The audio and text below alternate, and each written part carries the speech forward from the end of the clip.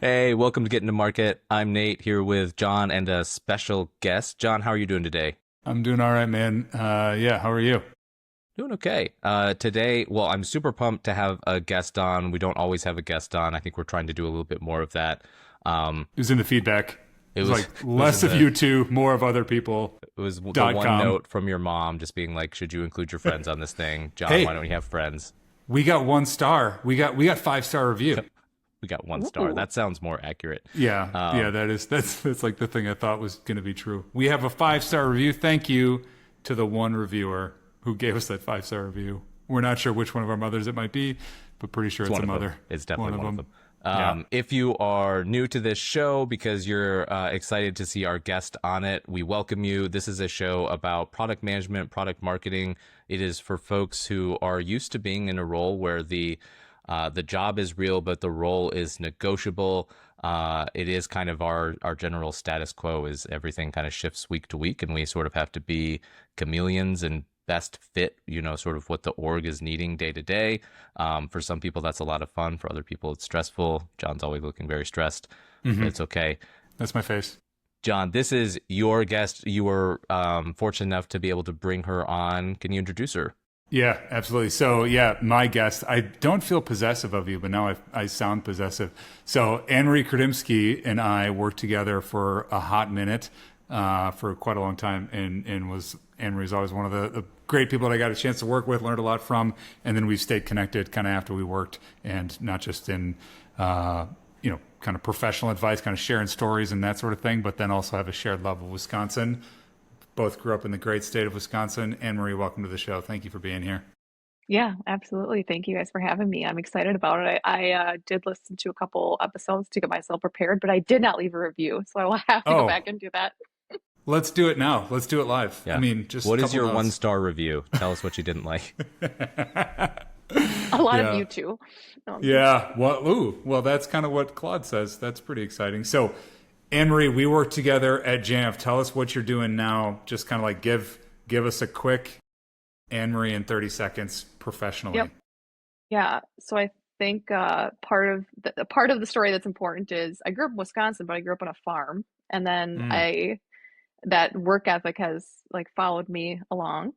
And worked at a couple of technology companies, then worked with you at Jamf for 10 years. So it wasn't like a hot minute, it was like a decade, which Yeah, right is after I said that, crazy. is hot minute, that just means a short time period. Yeah, What's the equivalent of a long period? Lots of minutes? Lots of hot minutes. A lot of lots, minutes. lots, lots, a lot of minutes, a lot Yep. of minutes. The best years of my life is I got shaved off in my 20s, like while while I was working there. And so we worked together for a decade. I was ready for something a little bit different. I felt like I just needed exposure to some other people and skill sets and software. And so I've been at Box for 4 years, which does secure content and a lot Mm, more around the mm, AI space specifically. Like if you think about content and being one of the largest repositories of content, of secure content hmm. that is not structured, we sit on this we're sitting on this, and so our Yeah. ability to extract metadata is one of the things like I'm most excited about right now. We did an acquisition a couple years ago, and I would say like that we have just started tapping into some of the use cases that are possible with some of the extraction. So that's a little bit about me, and so yeah, I've been at Box for about 4 years. I would love, could we take a little detour, which is I used to be in that space a little bit, was kind of like an indirect competitor to Box. It seems like that industry for a long time, like the biggest challenge was like OCR.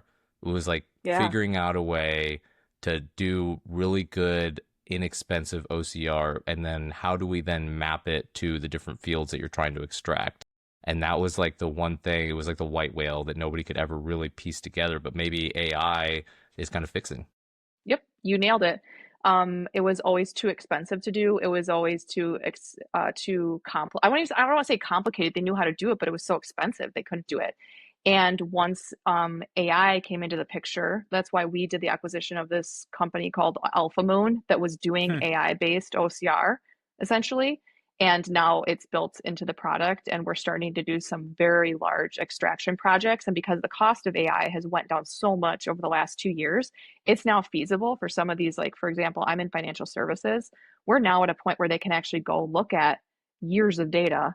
extract all the different fields from it, and actually start doing their own analysis on their data. And I think about like the insurance, like for example, in the insurance space, like they buy a lot of their underwriting data externally, but if they could actually like pull out years of their own data, they don't have to buy that Wow. information, or they don't have to buy nearly as much of it. And it's very procured to them and their customer set, because like in the insurance space, Sure. there's a lot of like niche, like, is it farm vehicles that they're insuring? Is it subprime, like, plans that they work on? Like being able to analyze their own data is super valuable. And so now, like with the advancements of AI, like we talk about it less as like people losing jobs, because in our space, there's now things that you can do that were never possible before. And so it's less about like losing jobs. It's more about like you never could touch this data, and now you actually can because of scale. So it's been pretty exciting. And if you don't follow our CEO, Aaron Levy, he's got some really great, I would just say, points of view. Like, and he's all over the podcast world. He's been on All Yeah. In and some of the other, like, you guys probably are competing with All In. I'm sure you guys have had some of the guests, Yeah. Yeah. some Yeah. of the Yeah. besties on, Oh, all that. Yeah, yeah. Most, most, yeah, In your most of the ad network. revenue that they were getting is coming to us because it's just a better platform, better podcast, obviously. Yeah. I mean, I not like started this just following costs us money. you. What? It says not like this just costs us money. Yeah. Yeah. Yeah. Yeah. That's not the case at all. Yeah. I did start following kind of off of your suggestion, Aaron Levy, and like, yeah, some good stuff and really helpful. We were talking probably 6 or 8 months ago.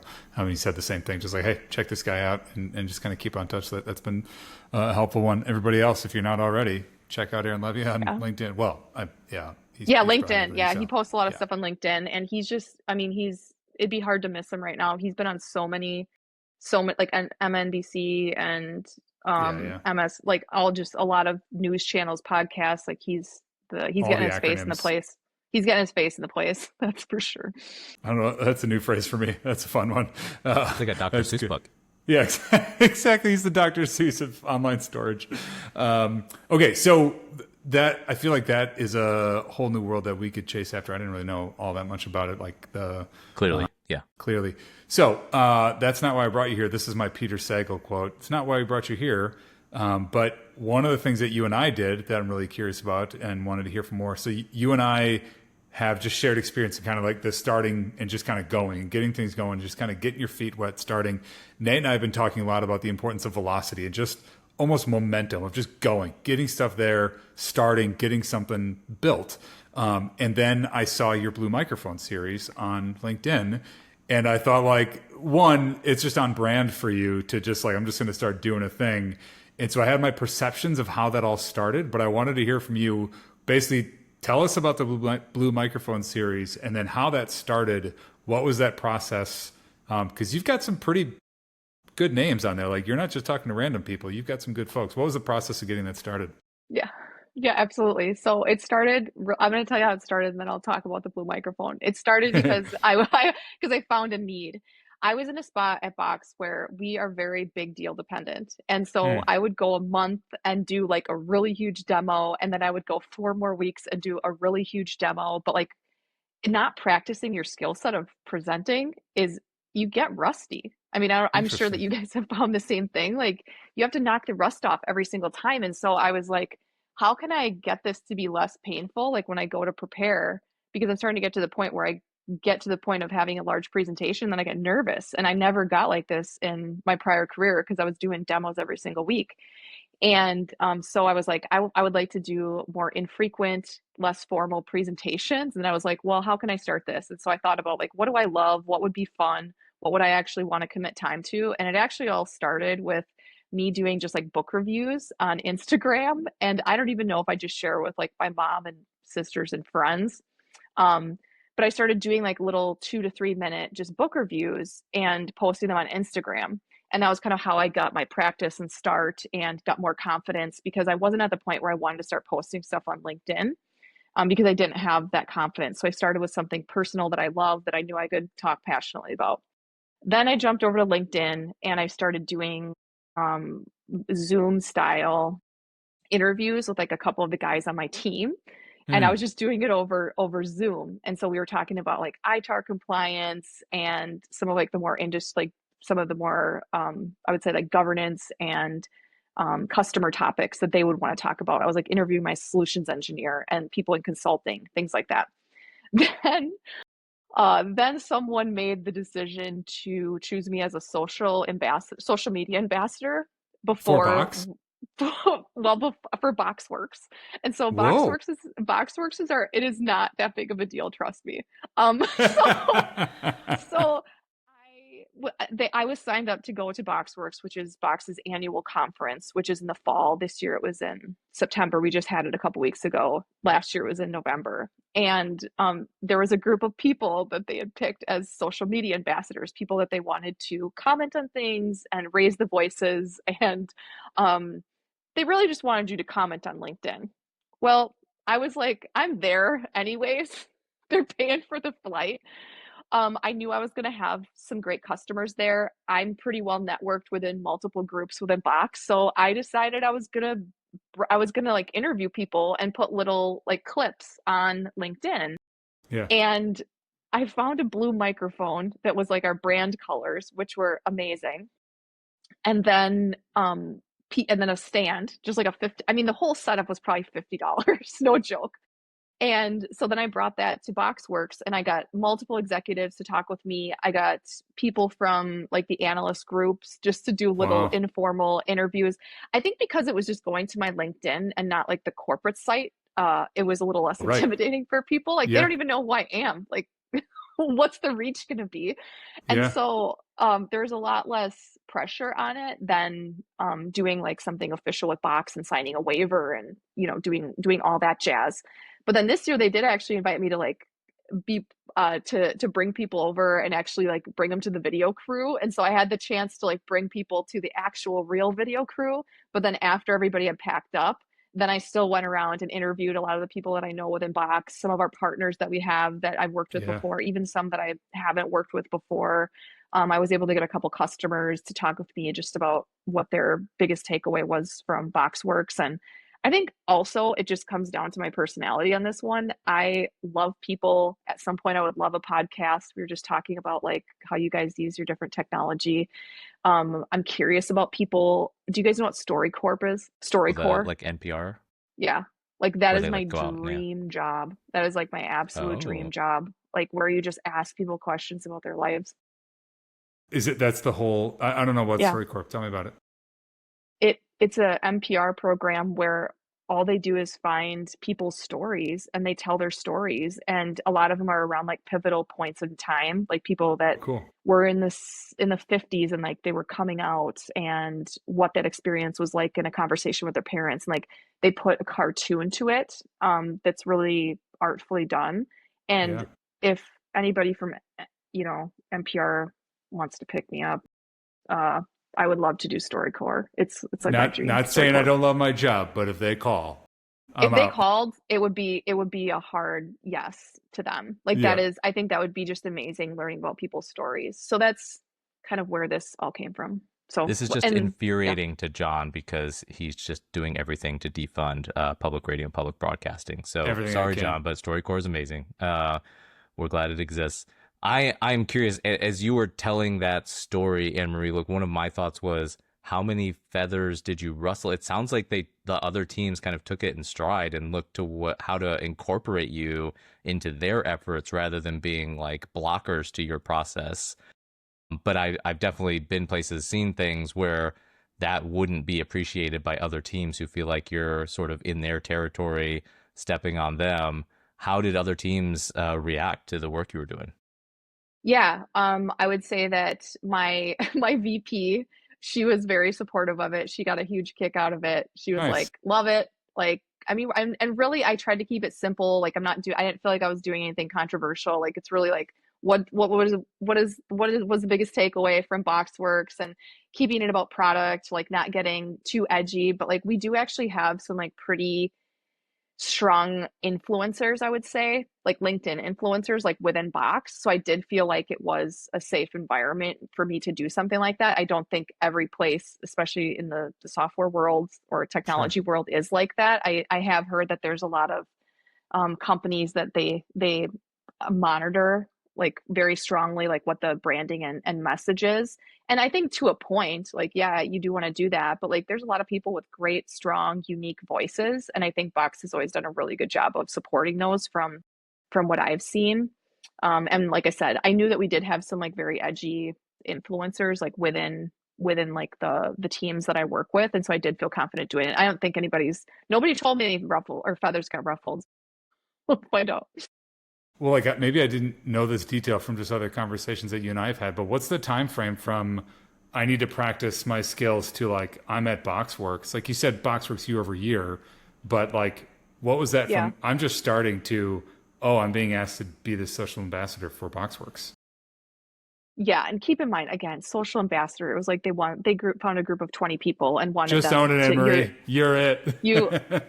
yeah, it's there's some positioning on that needs to be done. I would say like the beginning of last year, I started the journey of, hey, I want to stay sharp. I would like to do some kind of like quick hit videos. The other thing is I think the attention span for people is now like what, 2 minutes or something Right. I'm sorry. Who on are like you? how What long are we talking about? exactly. On like what people will watch on LinkedIn. And Yeah. so I was Yeah. practicing some of that. So a year and a half maybe from start to now. Yeah. I like just like that idea of practicing it too, where you're like, I don't really know what I'm doing. I might not have any intent. I might not even have an idea for where this is going to go. I'm just going to start and see what happens.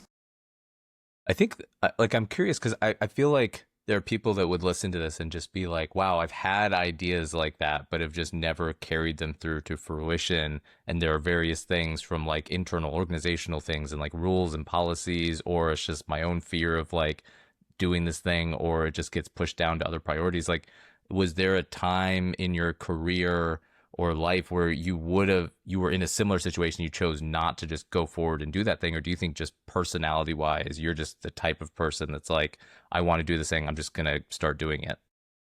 I would say the thing that's always been the biggest barrier for me in any of those like crazy ideas I have are technology barriers. So, for Oh, okay. example, like Yeah. I would love to do a podcast, but I'm a little intimidated by what it would take for the editing. And I know that like the AI tools have gotten a lot better. So I actually I may have the confidence to finally do it because of some of the editing tools, but it's always been the tech, I would say, that has been the most intimidating to me. I think I'm trying to think of like some other examples that have like stopped me, but usually it's honestly been tech versus me being afraid of doing something. Like I don't have a problem reaching out to an executive to ask their point of view on something or, Hmm. um, I would say like start doing something. It's usually like that's usually the barrier. What would you tell people who kind of stop themselves from just taking that next step? What advice would you give them? I would say pick something you're passionate about to start and then go to more of it. So for example, like for me, I started with like the book reviews. It's something Yeah. I'm passionate about. It's something that I knew I could easily talk to because I just read the thing. It's not like I'm giving like it's not like I'm giving like some strong point of view on OCR technologies in the last 3 years. I I'm not an expert in that. Like that's just not, I can talk to it well enough, but not at the point where I can talk about books and like I just have a very strong base for that. And so I think the first thing you should do is talk about something you're very well versed in and something you're confident in, and then you can almost like stepping stone yourself, because that's where I've seen, like, I mentor quite a few young women, and that's always been like my advice to them in anything, like, oh, Hmm. I'd love to have a blog or I'd love to start writing. Okay, well, start with like short little posts about things that you love, and it doesn't have to be about work stuff. Like, Yeah. write it about something that you're passionate about. You're passionate about music, cool. Start it that way and then move yourself into it being part of your like formal brand. Yeah. Especially like with LinkedIn stuff, I think so many people are afraid to make the jump from it being personal to like to exposing people to your personality at work. And the funny thing is, like, the most successful people on LinkedIn are the ones that have their own voice and that Mm. are exposing their personality in their writing, and that aren't Yeah. using just AI garbage that's John. out there. Okay. Yeah. Sorry, no, we're not saying names. Well, I don't know if there's actual research behind this, Nate, so you would know, but I worked with someone at Domo, and she told me that more and more brands are finding that individuals just doing that, like as it relates to just purely personal brand, that is the better way to sell. That buyers are actually interested in who are the people there. Are they robots or is there some sense of humanity there? Is there any? I mean, do you know any research behind that, Nate? I don't. I mean, it makes sense. Yeah, I think like one of the things that I love about this story, Emery, that you told is just that your reasoning for it is not what I would have guessed. Like I would totally. have reading the story about how Blue or guessing how my Blue Microphone would have started would have been like you thought there was like a gap either in like your own content that you wanted to share with customers or that Box wasn't fulfilling that you thought might help connect to customers and prospects. And your thing was really just practicing a skill. Like I think is such an amazing like framing of how to tackle that as a problem. Do you think as someone who's a seller, like what other skills are you constantly looking to sharpen that you feel like dull with time and not practicing? Like what else is perishable in your skill set? Writing, especially with like AI, the ability to write very strong, direct emails and have them not be like AI based, I think is a skill that is going to get lost with people.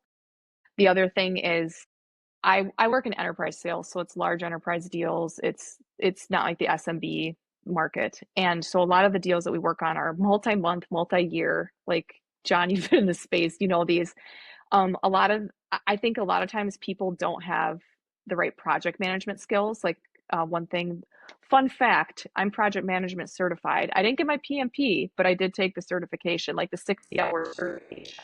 And and I've told mentees this too, like that has been one of the most impactful aspects of my career because of all the benefits it's gotten me in managing complex deals. And so I would say like that skill set of like project management in sales is Wow. like irreplaceable, indispensable.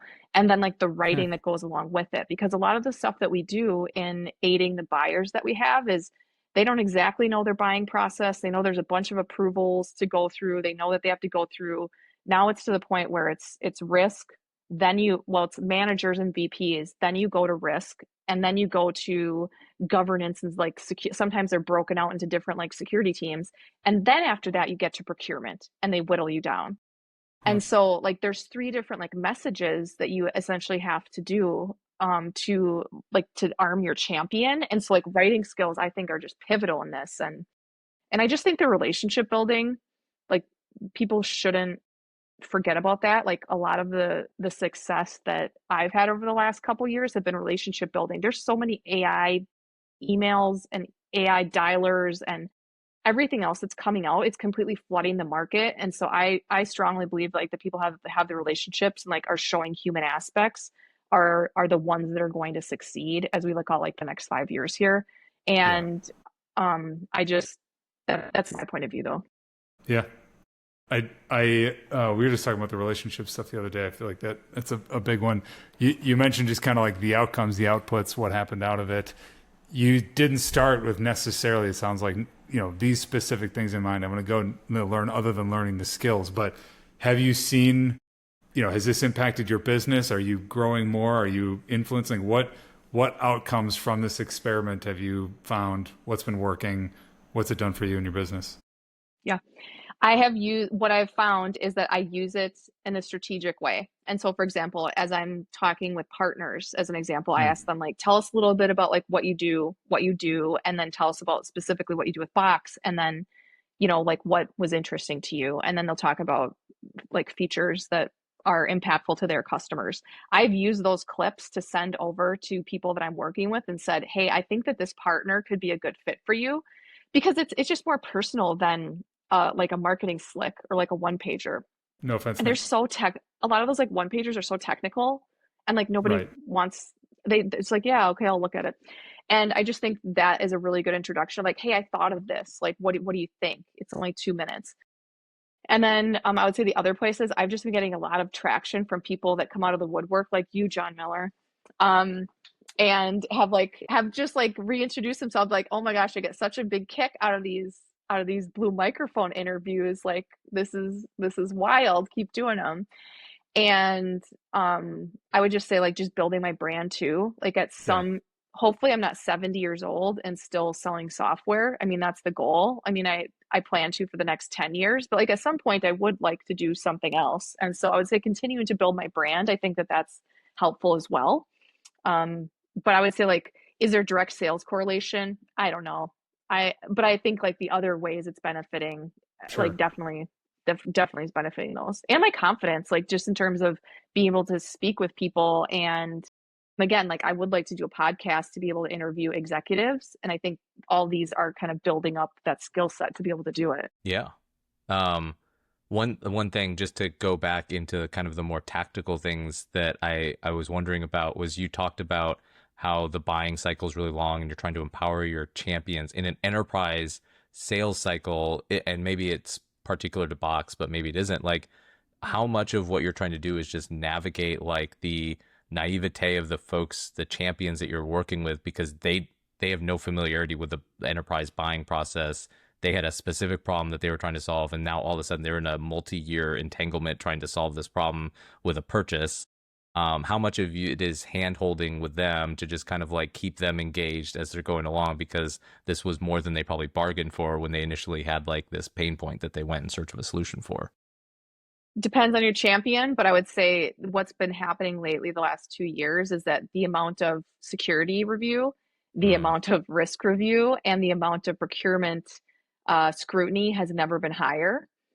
And um, so even if they bought software like a couple years ago, a lot of things have changed. And so I mean, I've heard from other coworkers too that like just, yeah, they've bought before, but then they totally changed their procurement process and their approval process. And now it's going all the way up to CIO when it's a Sure. six-figure deal, which is like not even big for enterprise sales. Like I mean, there's companies that are literally at that level of scrutiny where if it's six figures, it's going all the way up to CIOs for review. And so really arming these people with the kind of CIO facing documentation that they'd want versus the technical reasons that they're buying has been super important. So I would say it's been a lot of that. It's been a lot more than it was 5 years ago, I would say.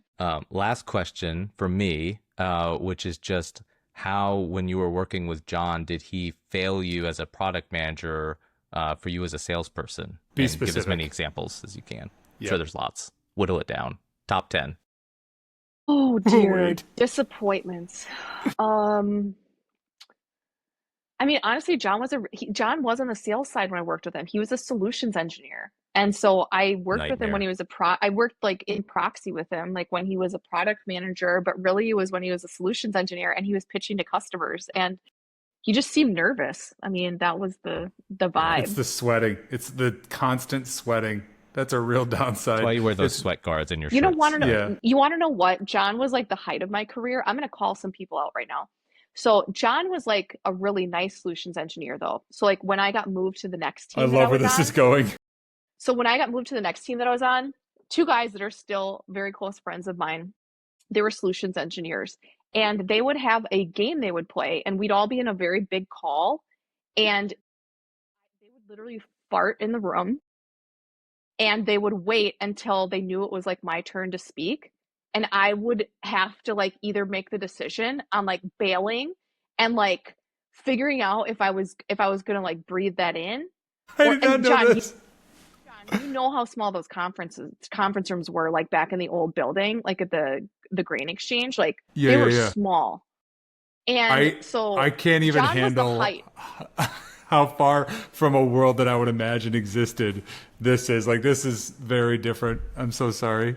John, I don't have any complaint. I don't have any, and I don't have There's any a low complaints bar to about John. I cross, it worked with sounds him. like. Yeah. So, but Yeah. anyways, it was great work. But John, honestly, he was like a really great solutions engineer because he was always customer focused. And so I think like his natural progression into being a product manager made total sense because he was always asking questions and like curious about the customers. And so they always loved him, if I'm being John, I honest. didn't know there was a period of your career where you talked to customers Yeah. and used them as feedback. That's Yeah. interesting. It is That's good to interesting. know. I might have even Um, been okay at it too. You were. You were good at it. Our I just feel team like didn't meet working with numbers, John for a but decade would age you like Robin Williams in that Jack movie, where Yeah, you yeah, just yeah. Yeah. you There's start just at gray hair everywhere. yeah. We all age. That I mean, I feel like that's a part of just the software world that no one talks about. Everyone's like, "Oh, I want to join a rocket ship" and all that sort of stuff. And where we worked, it was a pretty wild ride. I mean, like the numbers were pretty significant for kind of what the growth was. It's not as fun as people might think it is. Like it draws a very specific group of people. It was both the best 10 years of my career and the most difficult, hard work, insane, just weird stuff. I feel like there's a whole other talk track around that. Around the curiosity, I don't know how much you may have, well, you said you listened to a couple episodes. So we end these with just lessons learned. And a part of that is us driving ourselves to continue learning and kind of trying new things. Do you have a lesson learned, something that you learned the last week, Emery, that you would, nope, you're shaking your head. You don't learn anything. I do. You're not going to believe this. So Uh-oh. my lesson of the week is like you never know what that phone call from the school is going to be about, like when you Yep. get it. I got a call this morning, actually afternoon, like 2 hours ago. Pick it up. Hey, this is a school nurse. I just want to let you know that your first grader, when she was on the playground, she picked up a dead mouse and they were playing with it. That's amazing. I said, what? Yeah, we had the kids wash their hands. Everything's okay, but you might want to talk through about it because it was like freshly dead, so they thought it was cute and they gave it like a proper funeral. That was like what their goal Well, that's was. kind. It was very kind of her, but I'm just picturing all these kids playing with this dead mouse. And so I thought it was going to be that my kid bumped their head on the playground or something. Like that's what I was anticipating. I was like, whoa, that did not go where I thought it was. So kids, you just never know. You just never know what a Never kid's know. going to do. That's Never it. know. Did your kid kill the mouse? No, they found it newly dead. Yeah, that sounds like something a kid would say. I found it this way, but really, No, you- no. I don't John, think did so. I you? don't think she is the kid. She's not the kind. That's not her vibe. yeah. Yeah. John, geez, were you like murdering animals at your school You know playground? that's like one of the three signs of a serial killer background, right? Oh, yeah, Is yeah, killing yeah, animals. yeah, yeah, yeah, Okay. yeah. Just I did just have. making This is sure. a true story. I grew up on a ravine. Like the house that I grew up in was on a ravine, and I was just in the backyard throwing rocks, and like this was anyway. So I'm like throwing rocks, whatever, trying to throw it at trees, and I threw a rock, and then I watched a squirrel, and it was like slow motion. Boom, and I hit the squirrel. It ran into the path of the rock and killed it, and I just started crying and ran inside and told my mom, I killed a rock. So I don't know if that means I'm a serial killer or not, but I'll take whatever. I don't you, think so. That sounds like an accident. I think it's like we're more worried about the kids that are like purposely running them over with their bikes and some of weapons. that. So yeah, So you're Good good. throwing us off your set, John, with that very real story. So John, what's your Excellent. lesson learned this week? I saw a news article the other day that said something about Windows XP, and I was like, wait, Windows XP, is that still a thing? 5.5 million devices, Windows XP devices, are still browsing the internet and going to websites, according to, like, I can't remember what the name of the URL is, but basically just like tracking traffic and kind of the host machine of that. 5.5 million. That's way more than I expected it to be. And it's funny, a lot of the customers that we talk to now, Nate, are on older software, older systems, on-prem, a lot of that. And so to see 5.5 million devices, I was like, oh, those are my people. I bet one of those is a customer. But it's just interesting. That's a lot high. I mean, it's a tiny market share, obviously enough, but it's just a lot bigger number than I expected it to be. It's surprising. I guess it's also surprising, just like you would think they would have stopped using it by now, as part of the Right. surprising part. Like, it's not surprising to me because those upgrades were always kind of a pain, right? Right. For Windows devices in particular, but that they're still using it is kind of surprising. And it works. And it works. Yeah. It yeah. does it. It was Windows Yeah. XP. What'd you learn? They stopped supporting it in 2014. Wow, that's pretty recent. Oh. I would have guessed longer ago. Yeah. Huh. Only 11 years ago. My lesson learned. So I have not been to. I had to take the kids clothing shopping maybe like a weekend ago, and so we walked over to the Best Buy. There was a couple stores down. I haven't like spent much time at a Best Buy in a long time. I like the layout of the store and how like much sort of the footprint that they allot to different things has shifted so much. And when I was a kid, right? Like when you would go to a Best Buy or RIP Circuit City, like it was for physical media. Like you were going there for Yep, like CDs and like video games, and there's just no physical media anymore. The two things that they had that were like physical media, other than like, blank SD cards or whatever, was like they had some video games and they actually had vinyl records. They had a very small section of vinyl records because folks are starting to do vinyl again. And that's that was it. hilarious. Like it was a little depressing because I do kind of like part of the fun of going to those stores was flipping through all the different CDs and Yeah, movies and all that. I didn't remember seeing any even like 4K Blu-ray, whatever. It was just video games and vinyl records. it's kind of hilarious. Yeah, Like it was and wild. vinyl. I can't remember the name of the website now, but there's a website for up and coming like independent artists and bands, and they have merch stores in the largest. It's basically like vinyl is crushing. Everybody's selling an insane amount. Musicians are selling an insane amount of vinyl now. But I didn't think about that being. It's such a funny dichotomy to be inside of Best Buy. Yeah, Huh? Best Buy. They've shifted a ton. They actually had like they own so much real estate, and after COVID, they had to change their space, as you could tell. Right. And so it's a lot more of like a high touch advice. It's more like of an advisory consultative approach that they have. And then also they took a lot of their locations and use them as like logistics instead Mm, of it being yeah. like an actual store so that they can get things like more quickly. Hmm. And they actually, do you guys know that they bought a healthcare company? No. So you Yeah, can buy best. vinyl, a dishwasher, and get Well, vaccines. so think about it. They own Geek Squad, and Yep. think about the cost of putting like an older family member going into like long-term care. And what they do is they actually have this health service where grandma can stay at her house longer, and they'll install all the tech that allows her to stay in her house longer. And like it'll almost be like the not jitterbug, but what's like the I've fallen Yeah, and I yeah, yeah. can't get up. Mm-hmm. Mm-hmm. It's like a higher tech I've fallen and I can't get up concept. And they saw it in the market. And since they already had the Geek Squad infrastructure like all over the country, Yeah, I don't know how it's performed, but Best Buy used to be one of my accounts, and there was some like that's really cool. interesting stuff they were doing. That's That's really interesting. cool. Yeah. Yeah. Well, when I was there, they had like literally three or four rooms set up like at the towards the back that were just to demonstrate like the home theater equipment in like Right. different scenarios with different speakers and stuff. That was a huge chunk of like the back of the store area was dedicated to these like individual rooms so you could sample this. Which I remember them having like one maybe back in the day Mm-hmm. where they would kind of show that stuff off, but now you can just see the different ones. Are you in the Carolinas too with Yes, John yeah, or somewhere else? yeah.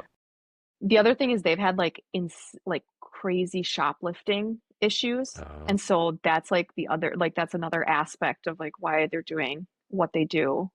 They've had a That's how I ton get of all my like if you go DVDs. look up no, but like those when they would have like 10 people go in and shoplift yeah. and then nobody could stop them. They had tons and tons of issues with that But over that would be my the other thing is that so much of the stuff there was big. Like you wouldn't really be able to shoplift it that yeah. easily, I would think, because like they don't have, like the CDs as an example of like something Mm-hmm. smaller someone could grab. Like they had e-bikes. Like they had a whole section of e-bikes that I did Oh, not know that they sold. So were you in one of those silly Best Buys that's like a trial? Like, so where I used to live in Wisconsin, it was a large enough city that that Target would experiment with different stuff on the floor, and it was like a good enough sample size. Is that your Best Buy where it's you're trying new things or they're trying new things at yours? I don't think so. Like I just think this is like the Best Buy of 2025, whatever year we're in. Good save. Yeah. I know what All year it right. is. Anne Marie, thank you so much for being here. Thank you for Yes, thank you. yeah, just everything you're shared. I really like your Blue Microphone series. I think it's cool. I like that it's a different story than I expected in so much that I just thought you're like, I'm just gonna go do this because I think I wanna, be an ambassador for Box. Not Yeah. like that wasn't the outcome, I suppose, but I love that it started out different. I appreciate you being here. Good to see you.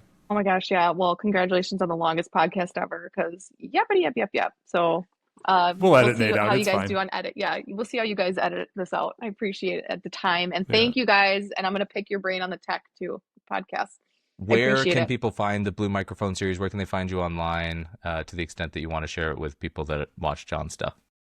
It's like his mom. Um, So if his family would like to find me on LinkedIn, it's just Anne Marie Chrudimsky. The last name is insane, so probably just look at the podcast. But if you Google Anne Marie Chrudimsky, you'll find me on We'll LinkedIn, and put you you in the can show check out notes. these Blue Microphone interviews. Yeah, sounds good. All right. Well, Get thank into you very much market. for joining. It's always great to have a guest. Get into market. We come out every Tuesday, and episodes are available wherever you listen to your podcasts, and you can find our videos on our YouTube channel. Thanks. Yeah, thank you. Thanks, MC. See you, Bye. buddy. Bye.